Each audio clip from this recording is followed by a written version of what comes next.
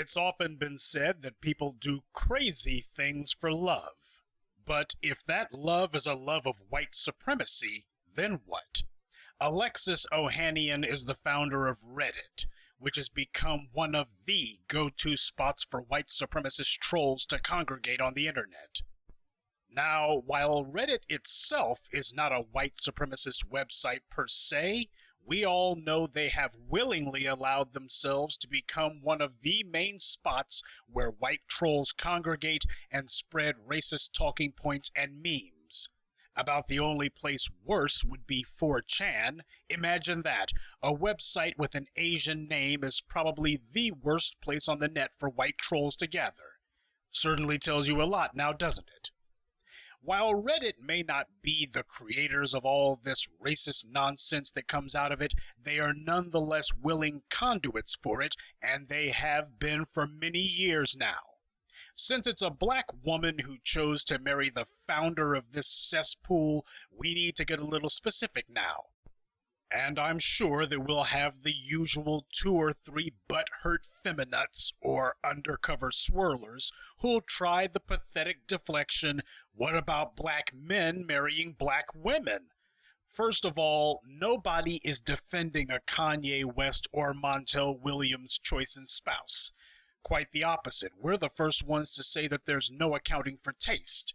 And when some brothers try to use the line, well, there's no quality black women out there, we're the first ones to ask them if Kim Kardashian or Tiger Woods' nanny are examples of quality white women. Because if they are, then white women have no quality. But black women need to realize there's a reality here that you're trying to fly in the face of. Women don't care about ethnic loyalty, at least not like men do. That's simply a fact. White supremacy is being supported by white women, but it is being generated by white men. Men like this Ohanian creep. So, when a black man calls himself dating or marrying a white woman, he is undermining the black community. When black women marry a white man, however, they are openly helping to destroy the community. Both actions are dead wrong and inexcusable. However, there's a power dynamic at work here that a lot of people are not willing to admit to. Quiet as it's kept, the black community is a thorough matriarchy. What that means is, effectively, it is black women who are the leaders of the black community, or at least they are the ones who are leading the black community. However, the white community is a straight-up patriarchy. White men are the leaders of their group. White women are not the leaders of white America. Black women need to understand white supremacy is all about power, so you need to start being honest about the reason why black women sitting here snuggling up with white men tends to get a type of reaction that doesn't come with black men who are playing with some white trailer trash Tracy. And although black women may be the leaders of the black community, there's no question that when they're in the presence of white men, they are not considered leaders or equals at all, especially not in the eyes of white men. Or do you seriously think that Serena Williams will actually tell her new husband to denounce the racism that he allows to freely infest his so-called website? When has Serena Williams ever stood up to white bigotry? Her track record is one of collaboration, not confrontation. Black people know full well that when it comes to white people, they will test you to see what they can get away with. And when you set boundaries, they'll complain when are white people not complaining, but they will ultimately respect the fact that you have laid down the law.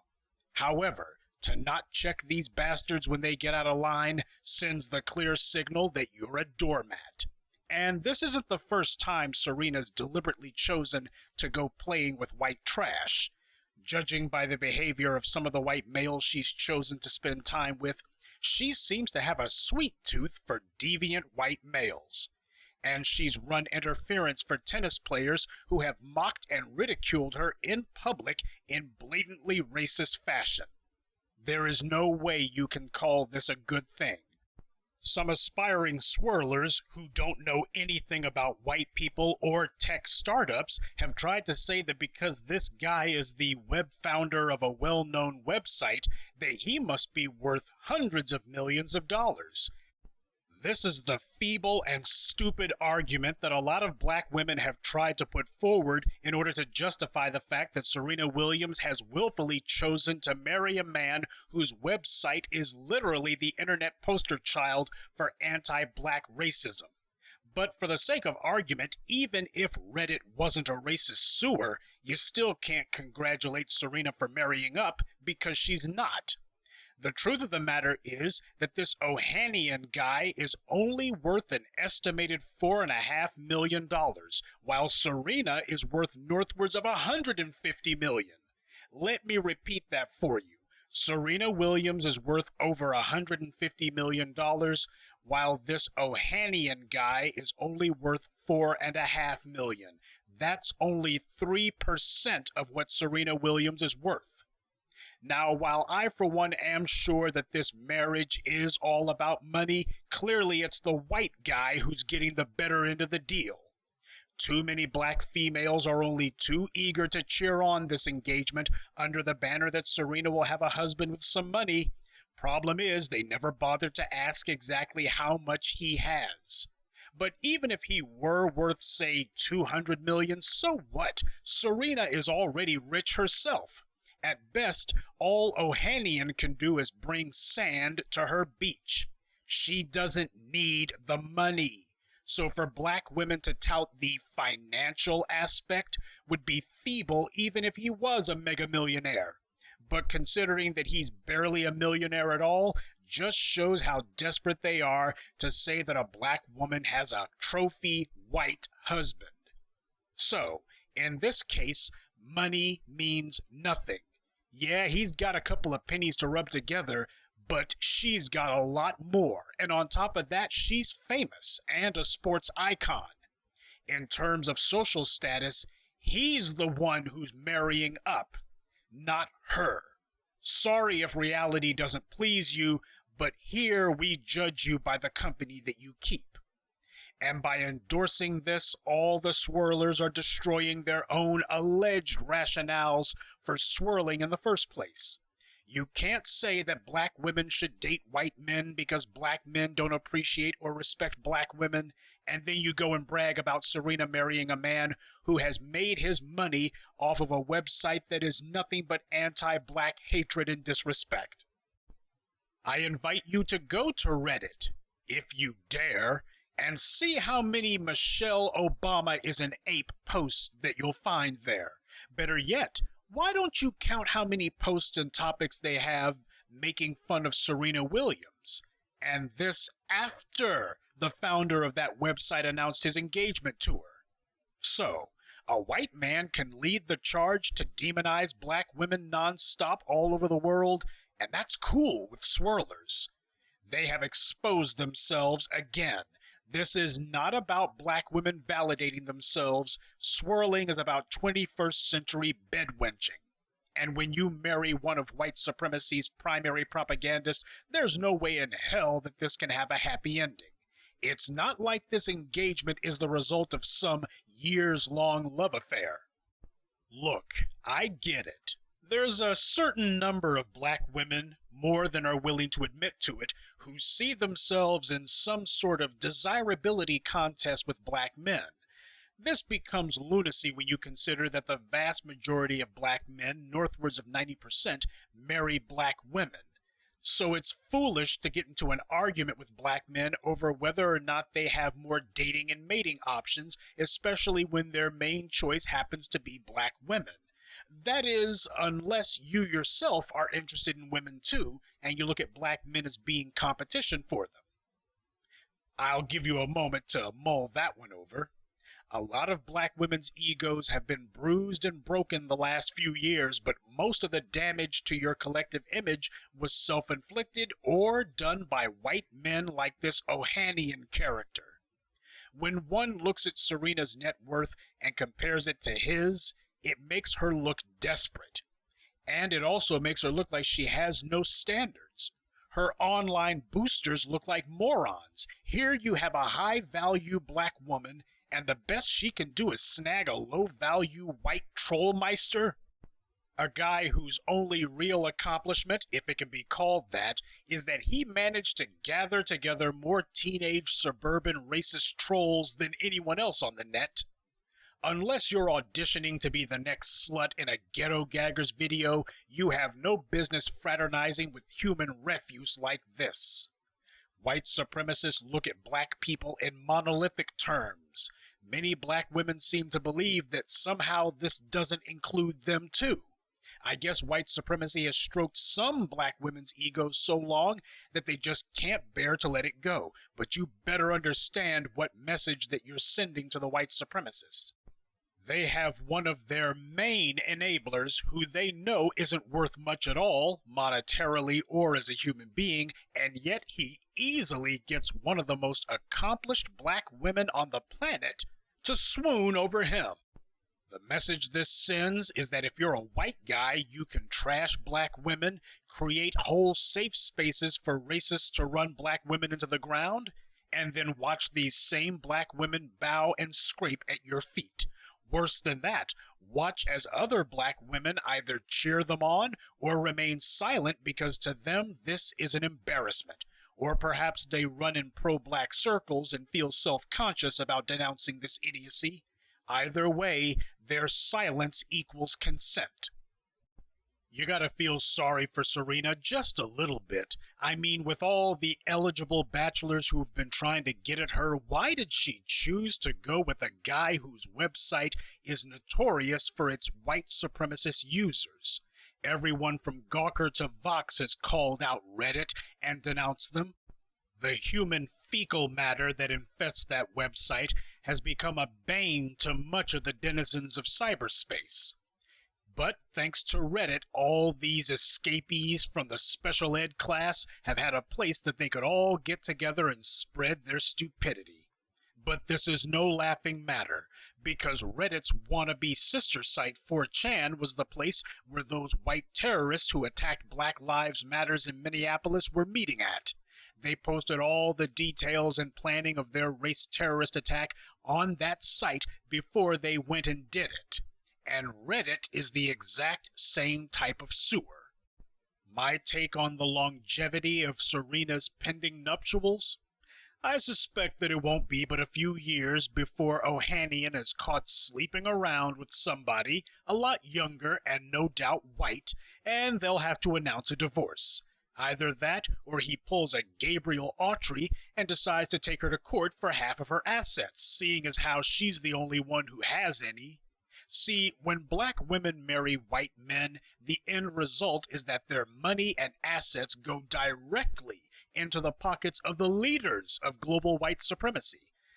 At least with a white wife, the money makes a pit stop in her bank account before it goes to the white guys.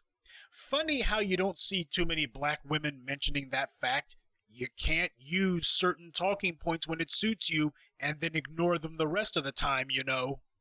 The places where right-wing think tanks and hate groups plant their racist memes is online. You think it's a coincidence that President-elect Tangerine retweeted an infamous black crime stat that he got directly from online white supremacists? The racist rhetoric used to justify the murder of black people is tried out online before the white broadcasters and the mainstream media decide to repeat them. The white supremacists know who this Ohanian guy is, and they're not objecting too much to his marrying a black woman. Now, why do you think that is?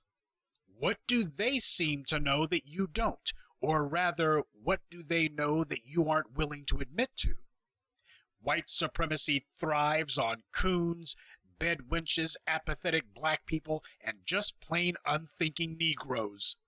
In order to be a supporter of interracial relationships, you must willingly overlook the fact that we live under a racial hierarchy, and you must then willingly overlook who put that hierarchy in place and is benefiting from it.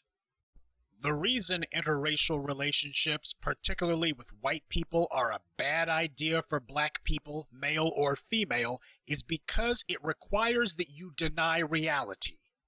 We live under white supremacy.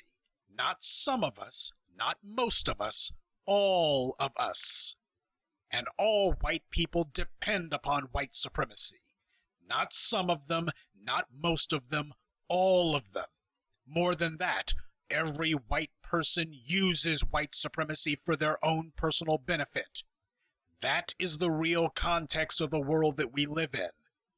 Blacks and whites are not social equals, and unless you're social equals, how on earth can you say that you're also friends? The only relationship you can have with a white person is oppressor and oppressed. Your white friends are merely oppressors who are not using their white privilege to attack you at the moment, but that moment always comes nonetheless. So until you are both equals economically, legally, and socially, then you are not friends. You're merely a self-deluded Negro too simple to know the difference between an oppressor and an oppressor who is merely making nice for the moment. The definition of friendship is not based on courtesy.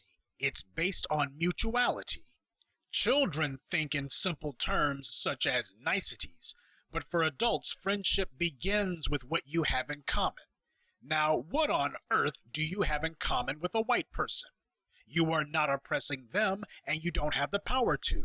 If you ever tried to do anything against them, it wouldn't do anything or go anywhere because they have the power to stop any effort you would make to strike at them.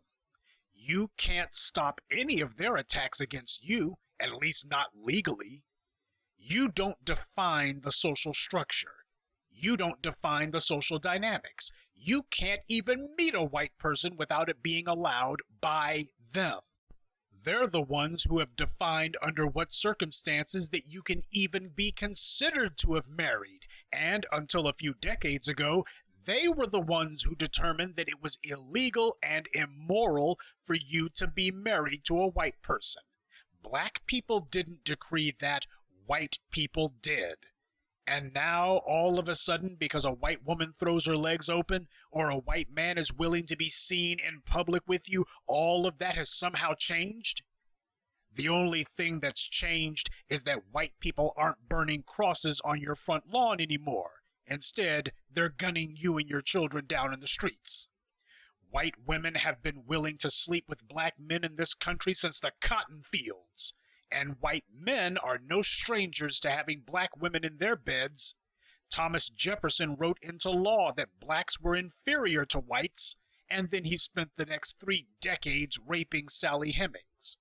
Slave owners were constantly sneaking off to the slave quarters to have their dirty fun with the black women who had no choice but to comply.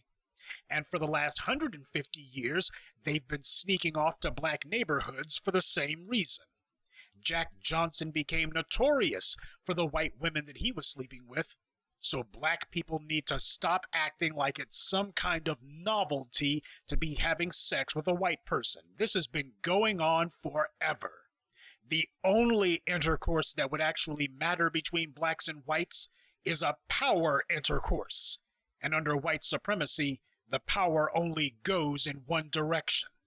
And it ain't towards you. They plan this, promote this, and then reap the benefits. You're merely a bystander to their machinations. You have no say in all this or any influence over it. They have locked you out of all manner of places and opportunities. Now, name one place that you have the power to keep them out of if they really wanted in. They have destroyed our ancestral homeland and exploited us in this one. Have you ever done that to them? You have given them everything they have, and they thank you for nothing. They have given you nothing, and yet you're constantly showing them gratitude. Now, what kind of sense does that make? The problem here is a failure on the part of black people to accept reality. White people live in the real world, one created by genocide, mass rape, and the theft of entire continents. All these things done by them.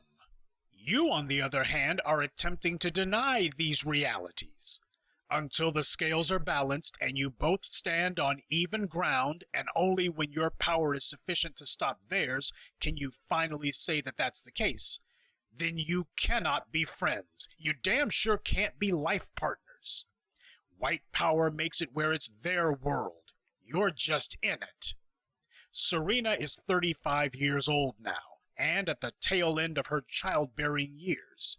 Does anyone think a reprobate like Ohanian is really wanting to roll the dice on having a child by her?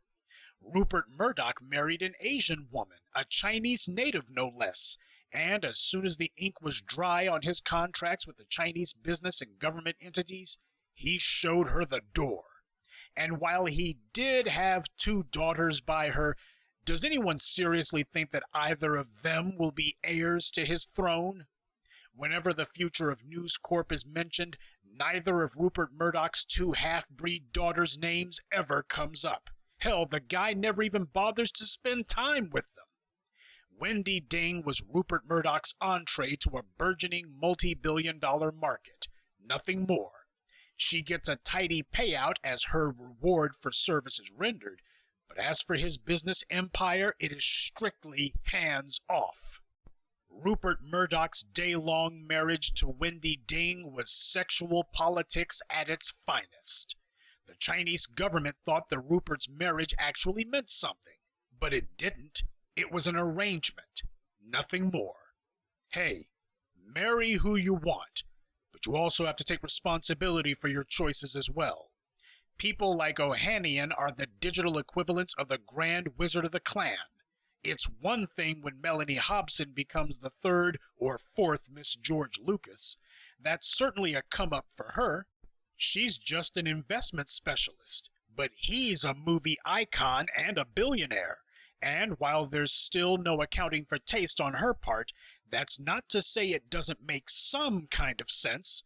George Lucas has been an on-again, off-again conduit for white supremacist imagery and tropes, but at least he hasn't been a full-time enabler of white supremacist trolls. And hey, he did have a child by Melanie, albeit at her age she needed to have a surrogate, but a kid's still a kid, right? It is way past time that black people who want to call themselves hopping the fence be required to prove that their spouse isn't some stealth white supremacist. We ought to know by now that a white supremacist has no trouble at all having sex with a black person and then walking right out the door and advocating that black people be killed. To you, sex with a white person is meaningful. To them, it's strictly recreational. For white women, a black man hits the spot, and for white men, a black woman is a guilty pleasure that he gets to indulge in.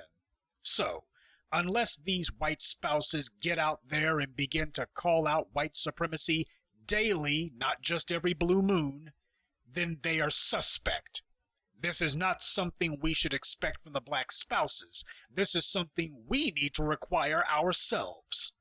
If black people in interracial relationships don't want to be called a sellout or a swirler, then your white significant other better step out front and make it clear where they stand.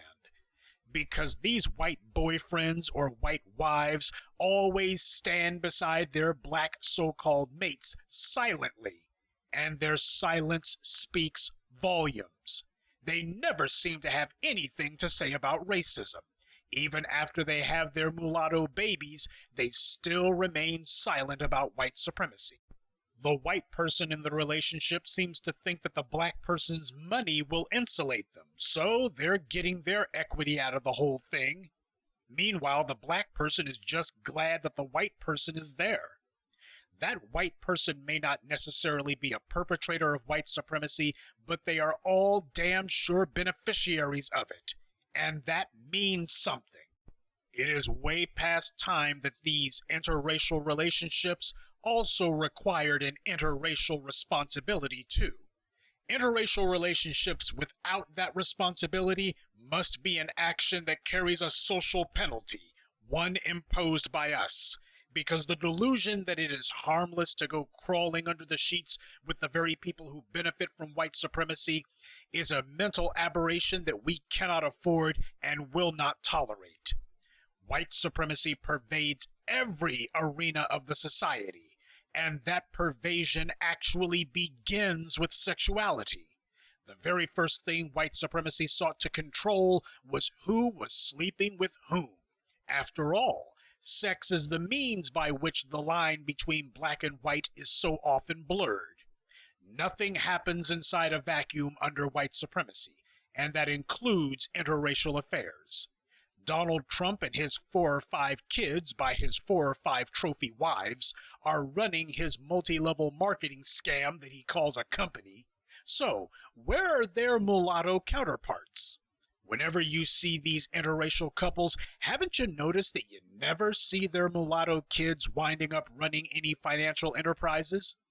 Where's any of Quincy Jones's half-breed kids? How about Colin Powell's? Black people think that by getting with a white person, they're gaining entree to white power circles. But it never happens. Their mocha latte babies only wind up serving white power. The best that they can hope for is a cushy executive job. Maybe. But nothing more than that. Nothing that would translate into power that could be passed on to another generation. Oprah Winfrey opts to not have children. Clarence Thomas marries a white woman, but, according to him, they decided not to have another child. Well, Clarence did have a black son by a black woman before he married that white woman, believe it or not. But I think we can all be honest enough to admit that a half-wit like Clarence Thomas clearly hasn't been able to build anything that he can actually pass on to that son in the form of power, wealth, and influence. These interracial couplings never produce children who become power brokers. Quite the opposite. It's a form of financial castration, economic genocide, and no, black women are not immune to it. So what the hell good does your jungle fever or swirler obsession do if it's nothing more than a sexual fixation? These pathetic attempts to try to make it into something more than that are ludicrous. Black people are exercising a double standard with white people. When we talk about what makes for a desirable black mate, we have all sorts of criterion and standards and qualifications. Black men say they want someone who is sexually chaste, but when it comes to white women, that's as common as a pink unicorn. Black women say they want a man who is on their level, but where white men are concerned, they will as often as not gladly take someone who isn't. Serena certainly did. The question here isn't so much why black people tend to reject a black spouse or significant other. Rather, why on earth do black people accept white spouses who are clearly lacking in what they claim to want? When it comes to black people of means, we expect them to marry only a black person who's in the same tax bracket or socioeconomic strata as themselves. However, if their significant other is white, that seems to be pretty much all that we require. Serena Williams has spent years, if not decades, engaging in all sorts of crappy behavior that has gone from annoying to at this point inexcusable. Far as I'm concerned, her engagement to the founder of Reddit is the last straw, because Reddit is not just any website. It occupies a unique place among white supremacist hangouts. Reddit is to white supremacist culture what YouTube is to video game culture. It's not just the one and only such place of its kind, but it is so central, so crucial, that this subculture would have a hard time attempting to replace it if it were to disappear. When Milo Snuffleupagus ran afoul of Twitter, they banned him. Granted, it took them way too long to do it, but they still did it eventually. Now, while banning one white supremacist is a drop in the bucket, it's still a hell of a lot more than Ohanian has done about the tons of white supremacists who populate that toilet he calls a forum. Ohanian knows full well what Reddit is and what it does. And so does Serena, which is why Serena is getting the scrutiny that she is. This is not some regular engagement between a color-struck black celeb and some white chucklehead who's getting a high-value spouse that they clearly don't deserve. White males idolize tech founders. Since most white males lack any manly traits, they kinda have to do that. So when they see the patron of their favorite virtual clavern marrying a black woman, that means something to them. And not one of them seems to think that this means the party is over. Sexual politics is one of those arenas that black people have been screwing up in for the longest time. You can go all the way back to the fall of Egypt, and later than that, the fall of the Moors, for two examples of how our recklessness in the bedroom wound up costing us everything. To those looking to supplant us, sex has always been just part of the game, and we've been getting the game all wrong. We let emotion get in the way, and are so silly as to take non-whites at their word. Get it through your head. Love means nothing compared to power. You might go getting confused about that fact, but they never do. For thousands of years, we've failed to learn this crucial lesson.